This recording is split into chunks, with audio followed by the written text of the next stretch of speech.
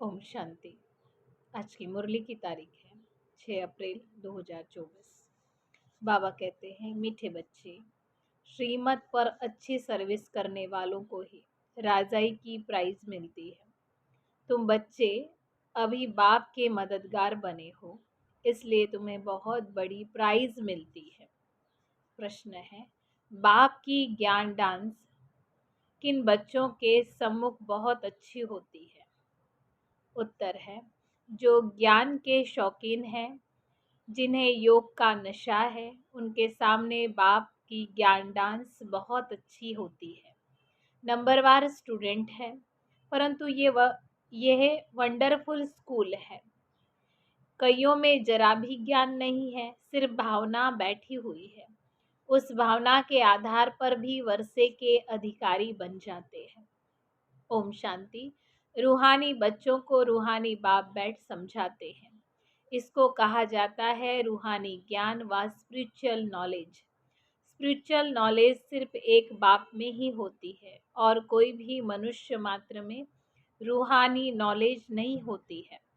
रूहानी नॉलेज देने वाला ही एक है, जिसको ज्ञान का सागर कहा जाता है।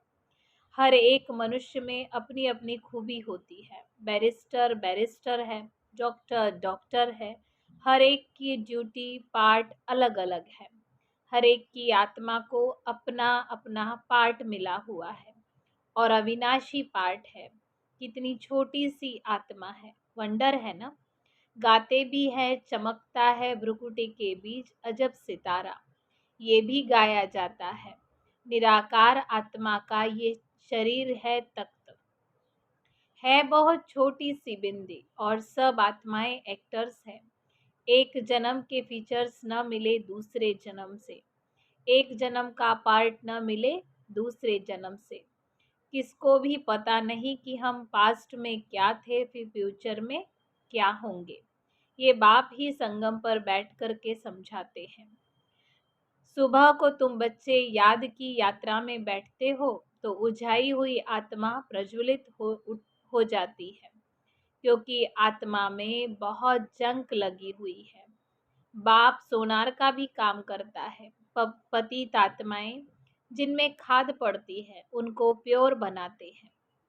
खाद पड़ती है ना, चांदी, खाद पड़ती है ना, चांदी, तांबा, लोहा आदि नाम से ऐसे हैं।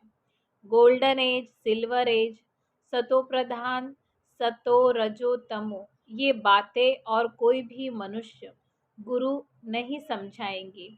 एक सद्गुरु ही इन बातों का अर्थ समझाएंगे। सद्गुरु का अकाल तख्त कहते हैं ना, उस सद्गुरु को ही तख्त चाहिए ना। जैसे तुम आत्माओं को अपना अपना तख्त है, उनको भी तख्त लेना पड़ता है। कहते हैं, मैं कौन सा तख्त लेता हूँ, ये दुनिया में कोई को भी पता नहीं है। वो तो नेति नेति करते आए हैं, हम नहीं जानते। तुम बच्चे भी समझते हो, पहले हम कुछ भी नहीं जानते थे।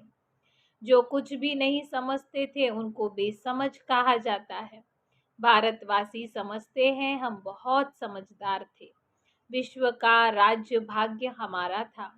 अब बेसमझ बन पड़े हैं। बाप कहते हैं, तुम शास्त्र आदि भल कुछ भी पढ़े हो, सबको भूल जाओ, सिर्फ बाप को याद करो। गृहस्थ व्यवहार में भल रहो। सन्यासियों के फॉलोअर्स भी अपने अपने घर में रहते हैं। कोई कोई सच्चे फॉलोअर्स होते हैं तो उनके साथ भी रहते हैं, बाकी कोई कहाँ रहते हैं। तो ये सब बातें बाप बैठ करके समझाते हैं। इसको कहा जाता है ज्ञान की डांस। योग तो है साइलेंस, ज्ञान की होती है डांस। योग में तो बिल्कुल शांत रहना होता है। डेड साइलेंस कहते हैं ना, 3 मिनट डेड साइलेंस, परंतु उसका भी अर्थ कोई नहीं जानते। सन्यासी शांति के लिए जंगल में जाते हैं, परंतु वहां थोड़े ही शांति मिल सकती है। एक कहानी भी है, रानी का हार गले में था और सारे नगर में ढिंडोरा पिटवा दिया कि हार खो गया। बाबा कहते हैं, ये मिसाल है शांति के लिए, जो कि आत्मा का स्वधर्म शांति है और मनुष्य शांति को बाहर ढूंढते हैं। बाप इस समय जो कुछ बातें समझाते हैं वो दृष्टांत भक्ति मार्ग में चले आते हैं। बाप इस समय पुरानी दुनिया को बदल नई दुनिया बनाते हैं, तमो प्रधान से सतो प्रधान बनाते हैं। ये तो तुम बच्चे समझ सकते हो। बाकी ये दुनिया ही सत्तमो प्रधान पतित है, क्योंकि सब विकार से पैदा होते हैं। देवताएं तो विकार से पैदा नहीं होते, उनको कहा जाता है संपूर्ण निर्विकारी दुनिया, वाइसलेस वर्ल्ड। अक्षर कहते हैं परंतु उसका अर्थ कुछ भी नहीं समझते। तुम ही पूज्य सो पुजारी बनते हो। बाबा के लिए कभी ऐसे नहीं कहा जाता। बाप कभी पुजारी नहीं बनते। मनुष्य तो कण कण में परमात्मा कह देते हैं। तब बाप कहते हैं, भारत में जब जब ऐसी धर्म ग्लानि होती है, वो लोग तो सिर्फ ऐसे ही श्लोक पढ़ देते हैं, अर्थ कुछ भी नहीं जानते। वो समझते हैं शरीर ही पतित बनता है, आत्मा नहीं बनती है। बाप कहते हैं पहले आत्मा पतित बनी, तब शरीर भी पतित बना है। सोने में ही खाद पड़ती है, फिर जेवर भी वैसा ही बनता है, परंतु ये सब है भक्ति मार्ग में। बाप समझाते हैं हर एक में आत्मा विराजमान है। कहा भी जाता है जीवात्मा, महान आत्मा कहा जाता है, परमात्मा नहीं। जीव परमात्मा नहीं कहा जाता, महान परमात्मा नहीं कहा जाता। आत्मा ही भिन्न भिन्न शरीर लेते पार्ट बजाती है। तो योग है बिल्कुल साइलेंस। ये फिर है ज्ञान डांस। बाप की ज्ञान डांस भी उन्हों के आगे होगी जो शौकीन होंगे। बाप जानते हैं किसमें कितना ज्ञान है, कितना उसमें योग का भी नशा है। टीचर तो जानते होंगे ना, बाप भी जानते हैं कौन कौन अच्छे अच्छे गुणवान बच्चे हैं। अच्छे अच्छे बच्चों का ही जहाँ तहाँ बुलावा होता है। बच्चों में भी नंबरवार है, प्रजा भी नंबरवार पुरुषार्थ अनुसार ही बनती है। ये स्कूल अथवा पाठशाला है। पाठशाला में हमेशा नंबरवार बैठते हैं ना, समझते हैं फलाना होशियार है, ये मीडियम है। यहाँ तो ये बेहद का क्लास है, इसमें किसको नंबरवार बिठा नहीं सकते।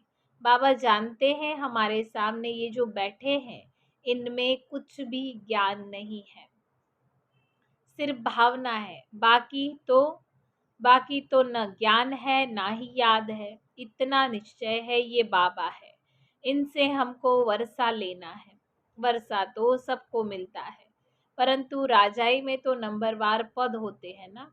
जो बहुत अच्छी सर्विस करते हैं उनको तो बहुत अच्छा प्राइज मिलती है।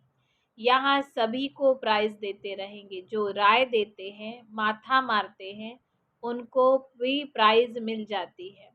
अभी तुम जानते हो विश्व में सच्ची शांति कैसे हो। बाप ने कहा है उनसे पूछो सही कि विश्व में शांति कब थी, कभी सुनी व देखी है। किस प्रकार की शांति मांगते हो, कब थी। तुम प्रश्न पूछ सकते हो, क्योंकि तुम जानते हो जो प्रश्न पूछे और खुद न जानता हो तो उसको क्या कहेंगे। तुम अखबारों द्वारा पूछो कि किस प्रकार की शांति मांगते हो।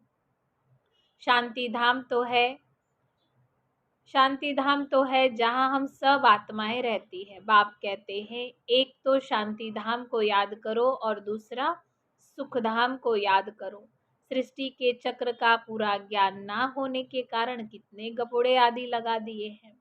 तुम बच्चे जानते हो हम डबल सिरताज बनते हैं। हम देवता थे, अब फिर से मनुष्य बने हैं। देवताओं को देवता कहा जाता है, मनुष्य नहीं, क्योंकि दैवी गुण वाले हैं ना। जिसमें अवगुण है वो कहते हैं मुझ निर्गुण हारे में कोई गुण नहीं। शास्त्रों में जो बातें सुनी है वो सिर्फ गाते रहते हैं, अच्युतम केशवम। जैसे तोते को सिखाया जाता है, कहते हैं बाबा आकर हम सबको पावन बनाओ। ब्रह्मलोक को वास्तव में दुनिया नहीं कहेंगे, वहां तुम आत्माएं रहती हो। वास्तव में पार्ट बजाने की दुनिया यही है, वो तो है शांति धाम। बाप समझाते हैं मैं बैठ तुम बच्चों को अपना परिचय देता हूँ। मैं आता ही उसमें हूँ जो अपने जन्मों को नहीं जानते, ये भी अभी सुनते हैं। मैं इनमें प्रवेश करता हूँ। पुरानी पतित दुनिया रावण की दुनिया है। जो नंबरवार पावन था वही फिर नंबर वन पावन था, वही फिर नंबर वन नंबर लास्ट पतित बना है। उनको अपना रथ बनाता हूँ। फर्स्ट शो लास्ट में आया है, फिर फर्स्ट में जाना है। चित्र में भी समझाया है कि ब्रह्मा द्वारा मैं आदि सनातन देवी देवता धर्म की स्थापना करता हूँ। ऐसे तो नहीं कहते कि देवी देवता धर्म में आता हूँ। जिस शरीर में आकर बैठते हैं वही फिर जाकर नारायण बनते हैं। विष्णु और कोई नहीं है, लक्ष्मी नारायण अथवा राधे कृष्ण की जोड़ी कहो। विष्णु कौन है ये भी कोई नहीं जानते। बाप कहते हैं मैं तुमको वेदों शास्त्रों सब चित्रों आदि का राज समझाता हूँ। मैं जिनमें प्रवेश करता हूँ वह फिर ये बनते हैं।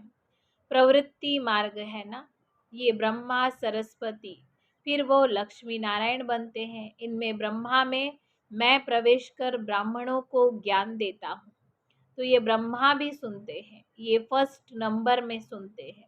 ये है बड़ी नदी ब्रह्मपुत्रा। मेला भी सागर और ब्रह्मपुत्रा नदी पर लगता है ना। बड़ा मेला लगता है जहाँ सागर और नदी का संगम होता है। मैं इनमें प्रवेश करता हूँ, ये वो बनते हैं। इनको वो माना ब्रह्मा सो विष्णु बनने में 1 सेकंड लगता है। साक्षात्कार हो जाता है और झट निश्चय हो जाता है मैं ये बनने वाला हूँ, विश्व का मालिक बनने वाला हूँ। तो ये गदाई क्या करेंगे, सब छोड़ दिया। तुमको भी ये मालूम हुआ बाबा आया हुआ है, नई दुनिया खत्म होने वाली है, तो फिर झट से भागे। बाबा ने नहीं भगाया, हाँ भट्टी बननी थी। कहते हैं कृष्ण ने भगाया। अच्छा, कृष्ण ने भगाया तो पटरानी बनाया ना। तो इस ज्ञान से विश्व के महाराजा महारानी बनते हो। ये तो अच्छा ही है, इसमें गाली खाने की दरकार नहीं है। फिर कहते हैं कलंक जब लगते हैं तब ही कलंगीधर बनते हैं। कलंक लगते हैं शिव बाबा पर, कितनी ग्लानि करते हैं। कहते हैं हम आत्मा सो परमात्मा, परमात्मा सो हम आत्मा। अब बाप समझाते ऐसे नहीं है, अब बाप समझाते ऐसे है नहीं। हम आत्मा अभी सो ब्राह्मण है, ब्राह्मण है सबसे ऊंच कुल। इनको डिनाइस्टी नहीं कहेंगे, डिनाइस्टी अर्थात जिसमें राजाई होती है। ये तुम्हारा कुल है बहुत सहज। हम ब्राह्मण सो देवता बनने वाले हैं, इसलिए दैवी गुण जरूर धारण करने हैं। सिगरेट बीड़ी आदि का देवताओं को भोग लगाते हो क्या? श्रीनाथ द्वारे में बहुत घी के मालठाल बनते हैं, भोग इतना लगाते हैं जो फिर दुकान लग जाती है। यात्री जाकर के लेते हैं। मनुष्यों की बहुत भावना रहती है। सतयुग में तो ऐसी बातें होती नहीं है। ऐसी मक्खियां आदि वहां होती नहीं, ऐसी मक्खियां आदि वहां होगी नहीं जो किसी चीज को खराब करे। ऐसी बीमारी आदि वहां नहीं होती। बड़े आदमियों के पास सफाई भी बहुत अच्छी होती है, वहां तो ऐसी बातें ही नहीं होगी। रोग आदि नहीं होते हैं।